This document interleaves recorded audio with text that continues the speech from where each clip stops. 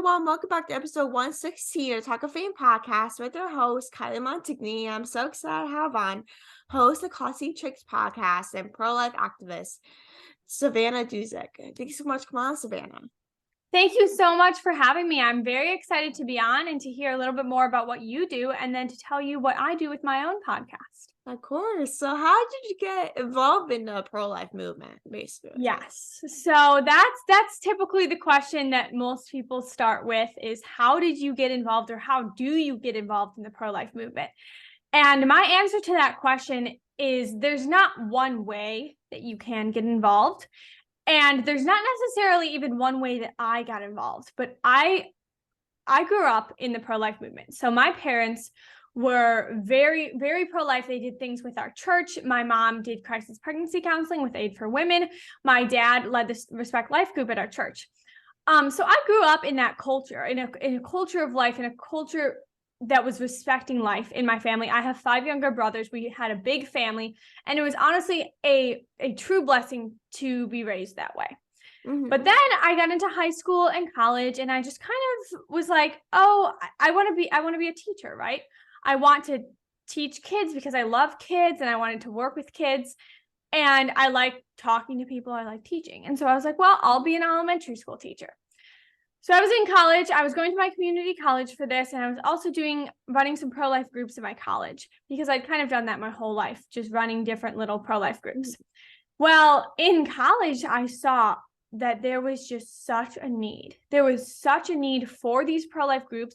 There was such a lack of knowledge from people my age of what abortion was, what abortion does, what contraception is, what that has to do with abortion, all the links, all the little ties. There were so many misconceptions and so many falsehoods being spread. And I thought to myself, well, I do want to teach, but I think I want to teach something very specific. I think I want to teach people about the pro-life movement and about the greatest human rights crisis of our times. So at that time, that was about 4 or 5 years ago, it was kind of not really as known that you could have a career in the pro-life movement. Mm-hmm. There were not very many people who did.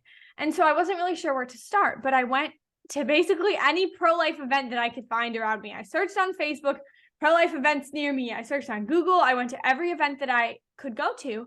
And at one of these events, there was a woman in her 20s, super passionately speaking about the pro-life movement. And I was like, wow, that's very encouraging and very incredible to me. And I'd love to do something similar to that. So I went up to her afterwards, and it turns out she's the executive director of Illinois Right to Life. And she said that they were hiring for internships over the summer. So I got an internship with Illinois Right to Life. And from there, it kind of just all spiraled, and I got involved in other different organizations. I kind of am narrowing down exactly what I want to do, my niche, and who I want to reach out to. So yeah, I'm sure we'll talk a little bit later about how you can get involved in the pro-life movement, but that's kind of my story. Mm-hmm. Like how, like with the pro-life movement, like it wasn't such like a big thing until probably like 2020, 2021, pro-life and pro-choice. Like that wasn't like really. It was a thing, but it wasn't like as big as like the last like 2 or 3 years. Like how has like the government make it, like especially with Roe v. Wade being overturned and stuff like that, like it has made like so much change with the world around us, especially in the US. Like how has like the overturn of Roe v. Wade changed the way for women to have abortions or to get pregnant?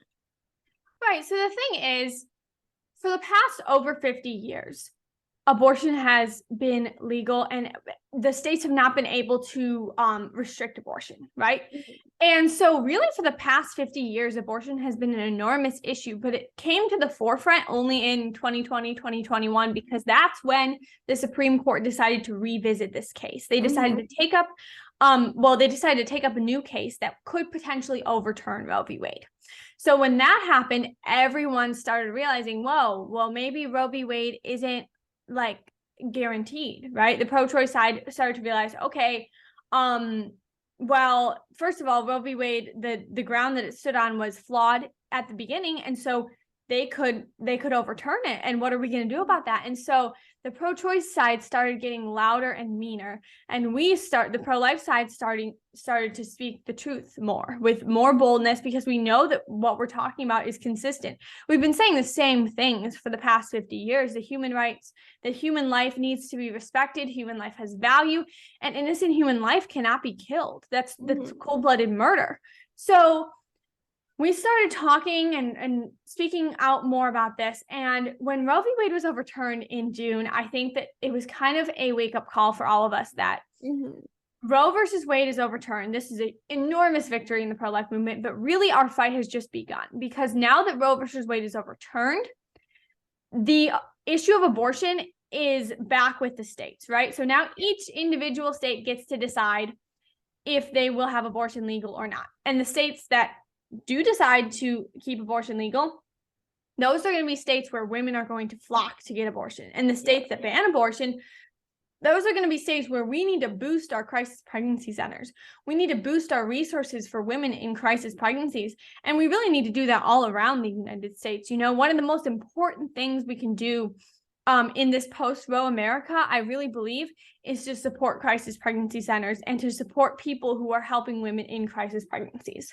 Like, do you think like there was like a big change like in like crisis pregnancy since like the Roe v. Wade overturned? Because obviously, with like the government leading to the states to figure out like what if they should keep it illegal or like whatever to keep it to the states, like, and like with some states they banned it, but some states they didn't. Like, how do you think like with Roe v. Wade in some states leading up to like whether to ban it or not, like how do you think like women's like pregnancies change, whether to keep an abortion or not? So that, you know, you're asking if I think there are more crisis pregnancies? Yeah. Well, yes, there are, because there have been an estimated 10,000 lives saved since Roe v. Wade. So there have been, that's a crazy number. And this is an estimation of 10,000 lives saved. So yes, the thing is, yes, there have been more crisis pregnancies, right? Yes, there have been more women who are not allowed to kill their child inside of the womb, right? But the thing of it is, no woman should have the right to kill their child inside or outside of the womb. So just because there have been more crisis pregnancies, that's not a bad thing, right? That's we're saving lives. That's a great thing. Now, have there been enough resources for these women who are in crisis pregnancies? Probably not. But have there been resources? Yes, there have been. There have been huge, wonderful organizations such as Let Them Live who've stepped up and who help women in crisis pregnancies with anything they need, from rent to groceries to crisis pregnancy counseling, all sorts of things. So I know that we are not able to, well, I know that we're not perfect, obviously. No one in the pro-life movement is perfect. The pro-life movement is not perfect, but we are continuously doing all we can to help these women in crisis pregnancies. And to be honest with you, all these horror stories that we were told we were going to be hearing after Roe v. Wade of like women dying from pregnancies, like all this stuff, we haven't really heard those. So I would venture to say that women are needing to step up and own the fact that they are pregnant and that there is another human being inside of them. And then go from there, you know, and get the help they need, get the resources they need. And we're there for them at that step.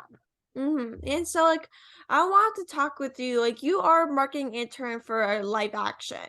Like, can you tell us kind of more about the organization, the mission, what what does Live Action hope to change? Yes. So Live Action, if you are at all involved in the pro-life movement, you likely know who Live Action is.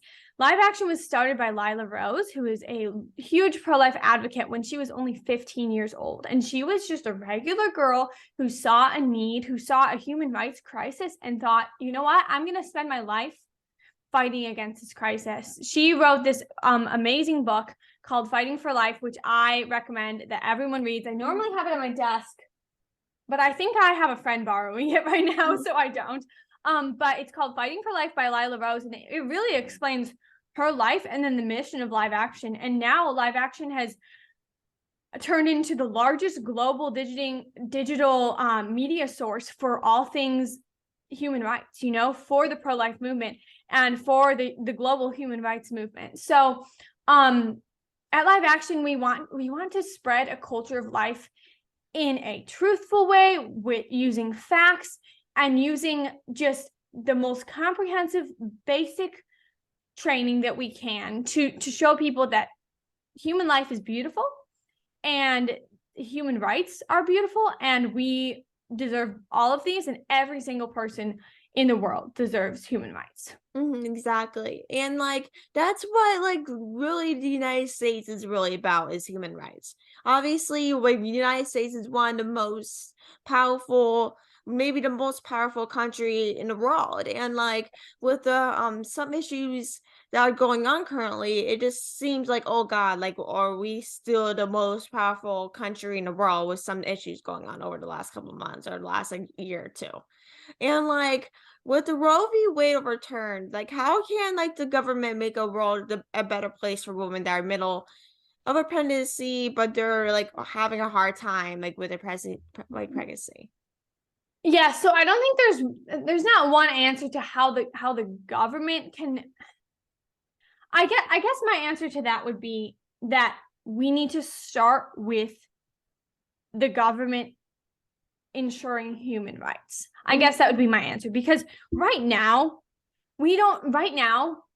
innocent lives are allowed to be killed in America. Like that at the baseline, that is flawed. And so if we try to do anything on top of that, it's going to collapse, because our surface, our baseline is flawed right now. There's not human rights for everyone. Everyone doesn't have human rights. So I think whenever people ask me, like what more can the government do to, like the government, what more can the government do to help women? What more can the government do to prevent crisis pregnancy? Like, well, first of all, we need to go back to the fact that right now the government doesn't even protect the right to life. So we need to protect the right to life, and then we can go on to, helping women have more maternity leave, helping possibly getting paternity leave, more access to help for mothers. Of course, that's a wonderful thing. And like with abortion, going back to kind of like abortion, like of course, like with the Roe v. Wade, people like some states are having like ending abortion. Like with some states, how can people like end abortion? Not just in the United States, but it's around the world itself. Yeah, so I love this question because, I talk to a lot of people who work in the pro-life movement, and sometimes we get like just bogged down. Like, how do I end abortion, right? There are so many abortions. There are over 2,000 abortions that occur every single day in America alone. Like, how the heck are we supposed to end that? There's over 73 million abortions that occur in the world. Well, the fact of it is, we're not going to end abortion in one night. We're not going to end abortion large scale by ourselves. We're all going to have to work together. And what we do is we need to work on spreading a culture of life. So that is one of the things that I love to talk about, is spreading a culture of life in full, right? So not just no abortion, right? It's about living your life in a healthy way. Preaching, protecting, and promoting chastity so that you don't get yourself into crisis pregnancies, dressing modestly so that you show the beauty of your body and not something that only your husband should see. There's just a whole world of elements, that it's not just abortion. It's all these other things that are going to come together and hopefully create a culture of life in the world to end abortion that way. And like, like over the last year, I'm like switching over to your podcast now, and like you started a podcast called Classy Chicks. Like what was your like intention in starting Classy Chicks? So my goal for Classy Chicks, and my intention in starting it, was when I was in high school and college, I didn't really have a woman in her, in their 20s who is living a healthy Christian life who I could look up to, who is single and not married. There's a bunch of young mothers who start podcasts. I love those. I love listening to those, but there wasn't like a woman who was not, just getting drunk every night, going to having one night stands, all this stuff, who I could look up to. And so I kind of wanted to be that, you know, I wanted to start this podcast and to have other women be that as well, to have other women come on and show women in high school and college that, hey, there's a different way to live. You know, there's a way where we can live and have a culture of life, and have a beautiful, fun, adventurous life. Like I've had some really cool guests on, from this woman who started her own Christian makeup company to a co-founder of a pro-life fashion company. You know, there's been some amazing people on the Classy Chicks podcast that I hope will encourage younger girls. Mm-hmm. And like, what is like, do you have like a favorite like guest or episode that you filmed? That's a hard one. So I sent out an email at the end of this year of like my top favorite Classy Chicks episodes of this year, but I don't know that I can pick one favorite. I mean, let me real quickly go back. I know that I'm pretty sure the most listened to was one of the like middle of last year. I believe it was purity versus chastity. And in this podcast episode, we talked about